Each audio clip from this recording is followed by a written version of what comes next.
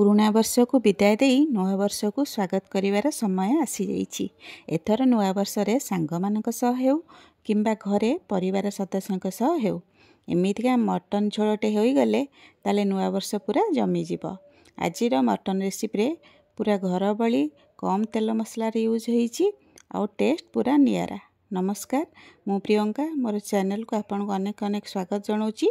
Recipe start करिया पूर्वरु आपण जदि मो चैनल रे नुआ अछंती कि एजाए सब्सक्राइब करि नांती ताले फटाफट सब्सक्राइब कर नियंतु। पाकर थिबा बेल आइकन को प्रेस करके ऑल बटन टा सिलेक्ट कर दियंतु। ताले चलंतु स्टार्ट करिबा आजिर रेसिपी। आजिर रेसिपी पई मु प्रथम एठी 850 ग्राम रो मटन नै जाइछि। ताको भलसे सफा करि नैछि। सबु बेले ट्राई करिवे भल क्वालिटी रो मटन नेबाकू। ता उपरे डिपेंड करे आपनकर मटन तरकार टेस्ट। सेथिरे मु हळदी गुंड, लंका गुंड, सोरिष तेल गोटे चम्मच आउ लूण आउ दही देकी मैरिनेट करि नै जाइछि। याकू मैरिनेट कला परे माको कवर करि नै जाइछि आउ ताकू आधा घंटा पई छाडी देइछि। तापरे देखंतु मेठी कोन बट्टा मसला नैछि। एठी मु प्रथमे 4टी नाली सुखिला रंग को पानी रे भेदे देइछि। तापरे अदा गोटे इंच रो आउ रसुण गोटे बड़ रसुण को छडे नै जाइछि। आउ पियाज एठी मु पाखा पाखी 200 ग्राम पियाज को अधे स्लाइस करी काटिछि आउ अधे बाटिया पई काटि देइछि।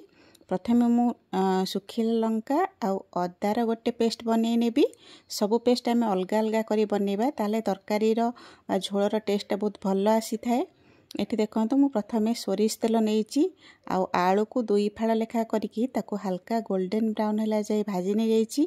आलू मटन झोलर टेस्ट खूब बढ़िया लागि थाए। तापरे मु सेई तेल रे किछि गोटा गरम मसला दे देइछि। गरम मसला तेल रे भलसे मिसिला परे तार वासना आसला परे मु सरू कटा पियाज दे देइछि। अधा कटा पियाज देइछि आउ कटा पियाज अधे मु रखि देइछि पछु को यूज करि। अदा आउ सुखिला लंकार बट्टा प्रथम देइछि।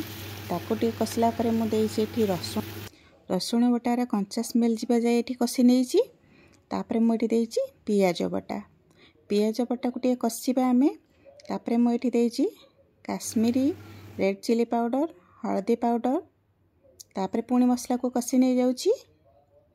तापरे आमे एठी मैरिनेटेड मटन को दे दबा आउ एठी आउ बाकी जो कट्टा पियाज थिला सेटा को दे दबा ता ऊपरे आउ मटन मसला आमे बड़ 2 चम्मच पके दबा आउ ताको भलसे आमे गोळै नबा। एठी टिके हाई फ्लेम रे कसिबा आमे। तापरे हम ताको घोड़े घोड़े किना कसिबा जेमती मसलाटा मटन संगे भलसे कसी हबो ताहले तार फ्लेवरटा बढ़िबो। एटी देखंतो जेहेतु हम कट्टा पेस्टटा परे देइछि सेतरु पानी बाहरिउछि आउ सेई पानी रे ही हमकु मटनटा को कसिबा को पड़िबो। आउ एक्स्ट्रा पानी हम एठी देबानी ताहले मटन रो टेस्ट खराब हे जिवो। एठी म गोटे रसुण मध्य गोटा रसुण दे देइछि टिके फ्लेवर को आरि बढ़ेया पई। ताको कसी नै जिबा। एठी हमें कंटिन्यूअसली 15-20 मिनिट कसिला परे देखंतु मटन केते बढ़िया भाबे कसी हे जाइछि। तापरे आमे आको गोटे प्रेशर कुकर को ट्रांसफर करनेबा काहे कि ना हमरे प्रोसेसटा जल्दी हे जिवो आउ कम समय लागिवो। ता छडा भलो से भी मटनटा सीझी जिवो। सेई कड़ाई रे पानी गरम करिकि मेठी गरम पानी दे देइछि आउ आलू को मध्य दे देइछि आउ लूण स्वाद अनुसार दे देकी मु ताकू बसई दोछि हाई फ्लेम रे।